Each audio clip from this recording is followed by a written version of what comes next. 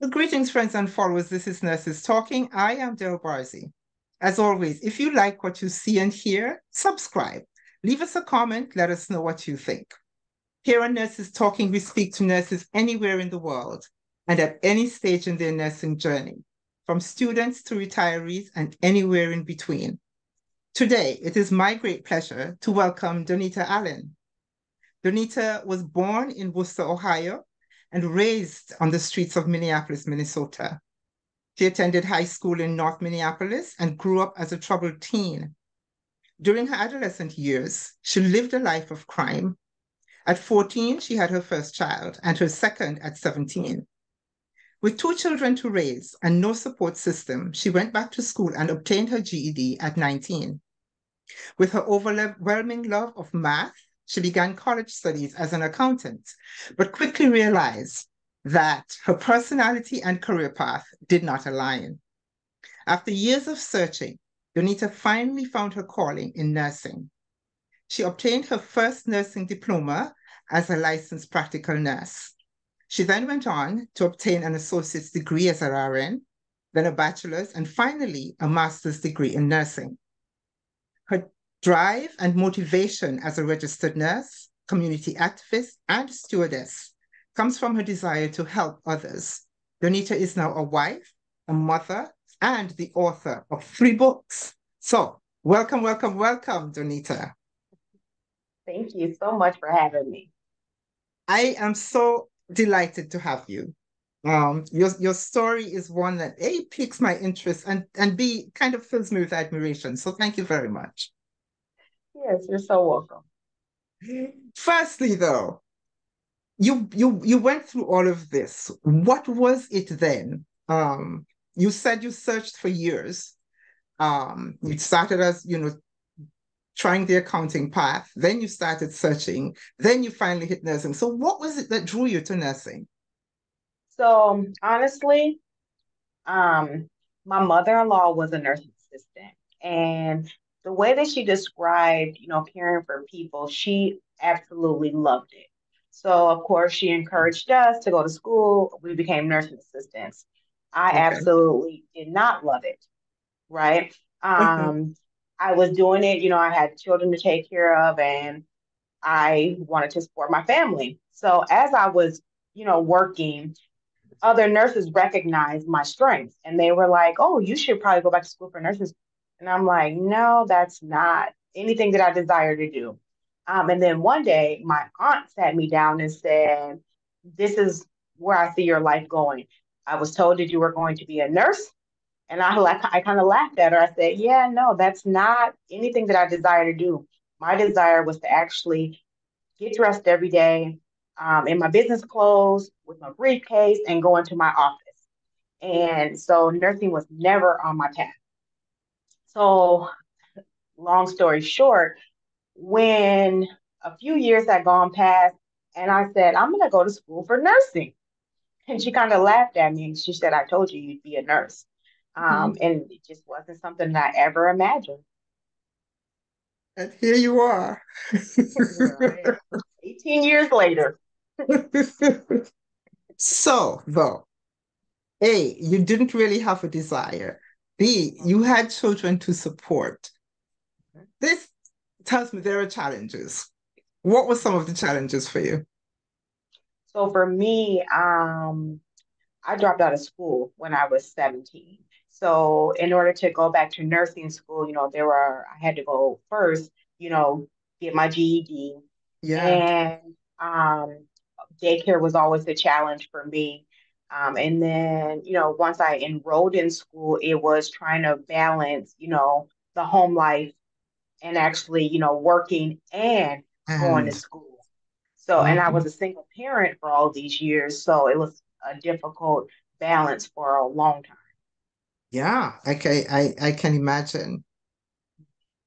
You know, what all of this tells me though is that when you finally became a nurse, you came with a lot of experience, a lot of life experience, and you had already had contact with the healthcare system as a CNA.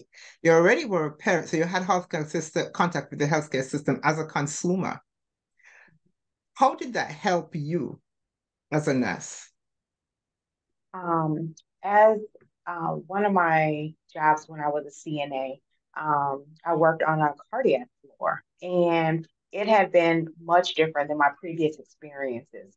When I actually came into healthcare, I was working in a nursing home. And so I worked at night with Alzheimer's patients. And anybody that's ever worked at night in a nursing home on an Alzheimer's unit, you know that that's very challenging, right? So when all of the activity actually occurs. And so then transitioning into acute care setting with cardiac patients, the nurses were, of course, our workflows were quite different. But when they understood that I was a nursing student, they were willing to go above and beyond and teach me things. They taught me a lot of things about from their behaviors, and they also taught me a lot of things clinically that I really didn't understand as a nursing assistant. You know, as a nursing assistant, you're given tasks, Yeah. right? It is like go and do this, but there's never any, correlation to their Yeah. clinical diagnosis. So you're like, okay, well, I was told to do these tasks, so I do them. But once I, was in nursing school and they understood that, they were, more apt to explain why the weight correlates with Yeah. their heart failure. So then Yeah. to me, it made what I did much more meaningful. Yeah. Yeah. Yeah. Yeah. Yeah. I can see that. What other areas did you work? So I have done med surg ortho. I've done advanced heart failure. I've done OR where I've done the pre-op area, and then my last experience was ICU, of course, medical ICU. And during COVID, we learned a lot. Yeah. Yeah, we learned a lot. We learned a lot, a lot. So what do you currently do? What's your current specialty? I am currently back into a medical unit. I'm a unit director Awesome, awesome, now. As of awesome. yesterday, as of yesterday. It's all right. The title is still yours. And so it's the job. Okay. So now you have been a CNA, you have been a consumer, you have been an LPN, you have been an RN in all stages, and now you are director. What would you like to see change, given all of these experiences? The biggest challenge, and I had a heartfelt conversation with an instructor the other day. She brought her students on the unit, and we were just talking about, the dynamics, the personalities, and just the expectations.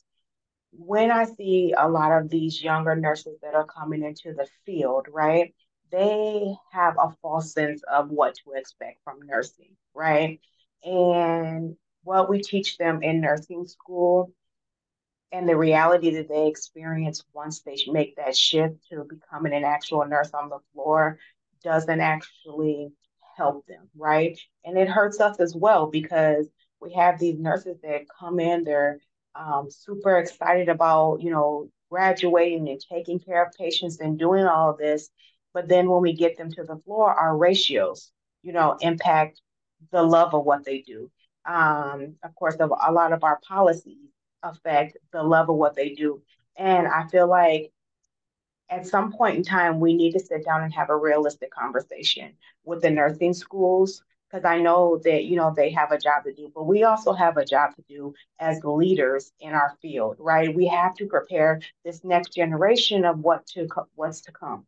Yeah. Um, we all love what we do. Um, and that's why we initially come into the field. But what we're seeing is a high turnover because they're burned out so quickly, right? And I feel like a lot of the expectations versus the reality just Yeah. don't match, Yeah, you know. yeah, yeah. And it's a little bit of a shame because not only does it impact all of us, the new ones, those older ones, all of us who are there, we're all straining and struggling. But also it's huge impact on the kind of care we deliver. definitely. Yeah, And on the that kind. kind of strikes my heart chords because I, from the time that I started in as a nurse until now, like I still go to the bedside, right? I still want to make sure that our patients' needs are met. And I want our patients to always experience, the pleasantry that I love to give to my patients. Um, Healthcare is ever changing, and we all know that, right? It's not anything like it used to be. And then even what I remember, the nurses before me, right? They remember something different. But my Yeah. instructors were very diligent in telling us that med surg needed to be the first unit that you went to. We don't tell our students that anymore. The first Mm-hmm. thing they do is they look for a specialty area to come to. Yes, med surg is challenging, but med surg will grow you beyond your belief, right? It Mm-hmm. will teach you a lot of the core principles that you need. And when you leave med surg, you can pretty much go anywhere you want and excel. Mm-hmm. Mm-hmm. Mm-hmm. Mm-hmm. Mm-hmm. So here you just talked about changes that you have seen and changes. I must tell you, I'm a much older nurse than you. So changes that that we have both seen. When you look ahead, what would you like to see? Mhm. That's a good question. Um, so of course, we always are looking to attract, quality, right? So we still want to bring in nurses, right? I want to change though the structure and how in which our patients are seen. It seems that, every year pay goes up for services, right? So we have to actively, you know, bring that cost of healthcare down, right? That's something that as Mm-hmm. a nation we're facing a crisis with, right? Of Yeah, course, in order to continue to, you know, sustain, we have to make the money, but we also have to be able to bring in patients, bring in new yeah, nursing, bring in, what I'm saying, new yeah, technology. But at this rate, the cost of healthcare is almost to the point where so many people can't afford it. yeah. And not when you say so many people, let us be clear. We're including people who are insured in that group. Right, right. You know, their insurance just doesn't do it. But you mentioned also, you just mentioned technology, bringing in technology. Technology is impacting everything at the rate of speed of light. How do you see it impacting nursing? What do we do? Because it's So gonna we be just there. had a Yeah, we just had a conversation about this in one of our leadership meetings. And we're implementing something called virtual sitters, where, of course, they're doing it in many organizations across Yeah, the nation, where, you have someone who is watching 100 monitors with patients on there, right? yeah, And I'm seeing us trending that way toward the future. One thing that even though I'm an advocate of change, I love technology. One thing that I don't want us to lose sight of is that we always need people, right? We always need people because even identifying a dysrhythmia on the yeah, monitor, right? A patient that's on the edge of falling, we still need those people that love what they do to be at the bedside, right? yeah, I'm always going to be an advocate for our patients and patient safety, quality outcomes, just patient satisfaction, those kind of things are always on the forefront of our mind. So even with us implementing new technology to advance, what I'm saying, our health, we still have to remember that we still need our people. yeah. Indeed, absolutely, absolutely. We still have to remember that. I think I hear nurses talking recently, and there are those who are like, really excited about, the introduction and the influence of technology and stuff. There are those who are a little bit afraid, a little nervous of it, you know. And I think that for me, I like the fact that we are cognizant of the fact that we're not outside the realm of being impacted by this. Um, and I am with those people who say that, there's nothing that can replace a nurse at the bedside. And that's very true. But we also have to realize that that nurse at the bedside is going to have to incorporate a lot of other technology into what they do, Definitely. into what they Definitely. do, or into what we The only do. thing that really scares me is that AI brings, yes, it brings a very impactful future, but there's a positive and a negative, right? Yeah, Because if we institute so much technology that we don't need our people, what happens, to yeah. our workforce? And what happens to a workforce and if I actually see anything really good happening to our patients. It may Right, be right. adequate, it may be, effective. But I don't know if I see anything actually good that a patient leaves with. You want to say just something as simple as being able to say thank you. Right. You want to say thank you to somebody who can empathize with you and who has expressed that they felt or they understood or they sat in your shoes and they know what you felt, you know? Mhm. I've laughed, I've cried, what I'm saying? Ye- I've had words with patients, what I'm saying? I've had every experience that another Yes. human can have with a patient, and Yes. it changes their life forever, Yeah. right? Just having that person that loves and cares on them. Yeah. Yeah. Yeah. And you just expressed very, very eloquently what I just tried to say. Thank you. Yeah. So what advice though, would you give to someone who's coming into nursing now? So, nursing, I hear a lot of people talk negatively on social media about nursing, right? There was just, a letter about the young lady that committed suicide, and she blamed it on her abuser, which was healthcare. And for any person, right, any young adult that I say, you have to remember why, right? In the Mhm. beginning, so many of our nursing students, so many people say, I'm going into nursing because I love taking care of people. Tell me, and this is what my question is nowadays. Tell me within a year why your love of taking care of people is now your source of burnout, right? Because if you came into it with a heart to do this job, right? We understand that the world is complex, people are complex, and this is their most vulnerable time, right? Mhm. And so, in a year after taking care of these people, why are you experiencing a level of burnout if you truly have a heart for what you do, right? Every day after you take care of someone else, you have to then take care of yourself, right? Because we, a lot of times as nurses, fail to take care of ourselves after taking care of everyone else. Mhm. But the only thing that is going to keep you in your trajectory as a nurse, you growing, sustaining, changing the culture is you continuing to take care of yourself. And so I just want people to remember their why, you know what I'm saying? Because yes, I had a hard day today, but you might save somebody's life tomorrow. So in order to do that, remember why you came into this business. And the whole cliche that I just do it because I love helping people, the same thing that makes you laugh will make you cry. Yeah.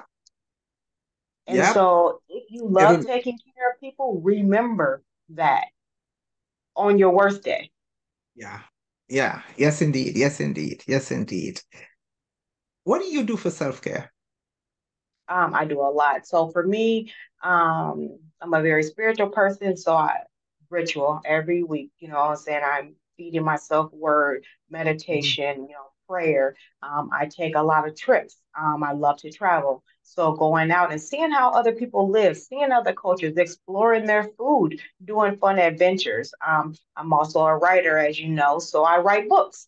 That gives me such a release, what I'm saying, to create all these stories in my mind.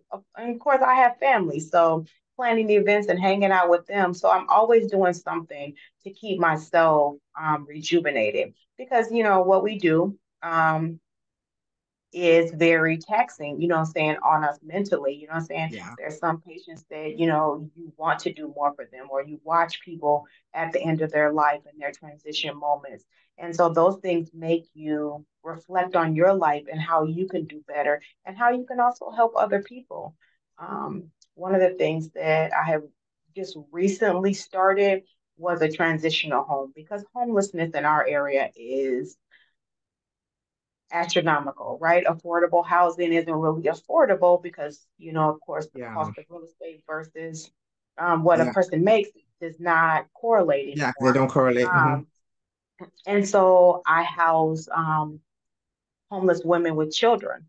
And I want to continue to expand that as my part of giving back to the community, right? So I'm just always doing things, um, just, you know, propelling forward, because I know that as a nurse, you see the needs of others all the time. Yeah. Yeah. Yes, you do. Yes, you do. Yes, you do. So I'm glad you mentioned that you were an author because I was going to ask you about that. Tell us about your books. You have three, Um, so or in is it pain on just three? purpose. No, Hmm. in pain on purpose, I have the journey to building a happy, or the journey to building a family. And then I have a children's book, which is the Robinson Brothers Adventure. And then of course I have a poetry that I co-authored with my son. It's called My First Love Poetry. And so Okay. my first book is really that bio that you read was that journey, right? As a teenager, you know, what I experienced, you know, in life. And I experienced, you know, trauma and abuse and homelessness. And my mother, or both my parents, were both substance abusers. So when you're a child growing up in those environments, you tend to live that type of lifestyle. So of course, then that led to me being a troubled teen and having Yeah. children early.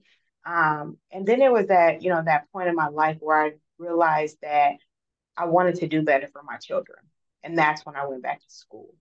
Um, and it didn't make my life easier. It just made my life um, that much more chaotic in some ways. You know what I'm saying? You got children, you got family, you're going to school, and then you're still dealing with life situations because, of course, you grow up with a parent that's experiencing domestic abuse. It's generational. So then, of course, I went into relationships where I experienced domestic abuse. And Hmm. so it took me a long time to get away from the self hate, Hmm. the rejection, and the abandonment that I experienced growing up as a teenager, and to actually coming into the point where I actually loved who I was and I loved the journey that I was on. So that is all written in the book, the first book. And then the second book is pretty much a part two, because when I actually started on my journey 12 years ago and I, you know, met my husband, there was um, a huge barrier in building and blending our families, right? I came into that relationship with 5 children and he already had two. We had past history because he was my high school sweetheart and we had broken up and gone our separate ways. So getting back together, you know what I'm saying, my daughter and his children, you know, trying to build those Hmm. relationships. His family hates me. So that was another area of contention. And then of course when you have ex, you know, Yeah. spouses, they don't make it easy for you to move on either. So his ex-spouse didn't make it easy for him and mine didn't make it easy for me. So we were had all this turmoil around us. So blending a family was not easy. So I talk about that in the second book. And then the Robinson Brothers Adventure is about my sons. They became entrepreneurs very young. And so I wanted to show them, you know, how entrepreneurship looks. So we talk about it from the kids' perspective. And then my first love poetry is the first half of it is Xavier Allen, and he talks about his experiences with like depression and mental health issues. And then also, you know, talks about his love of poetry, and there's poems. There's tons of poems in there. and then my side is the second, and it's just all poetry. That is so awesome. Really. It's I cannot tell you what I'm actually feeling as I listen to you speak. It is full of admiration. Thank you. Thank you for that. Thank you for that. One last thing I want to ask you before we leave, and it has to do with nursing. Mhm. If you could describe the most essential quality of a nurse in just one word, what would that word be? Passion. Passion. Okay. Yeah. Um, I'm a person that really believes in passion. And in order to have passion, you also have to have compassion, right? And so when we look at people, a lot of times you hear about the disadvantages or the people that, the injustices that have been done to the people that can't afford insurance or Yeah. the different organizational structures in which one person receives care and another doesn't, Makes right? sense. Hmm. When I walk into a patient's room, I'm looking at a person, right? That person has a need, and I'm there to assist them, right? It's just temporary. Like our visit together is very temporary. And sometimes we have to do the most to impact that person's life, right? Um, I've I've had a lot of different patient populations. And so my experiences are from all walks of life. And what I've learned is that it doesn't matter if it's your first day here on the earth or it's your last day. That person that's there with you is going to be the person that you remember the most. Um, I've Hmm. I've literally held people's hand until they've taken their last breath, Hmm. and you want to give that person your Listen. all. And you definitely have to have passion for what you do in order to give what people need. Yeah. Yeah. Yeah. Yeah. Yeah. On that note, thank you so, so very much for this conversation. It was a privilege to have met you, Donita. Thank you so much. Thank you. Have a great day. You too, my dear.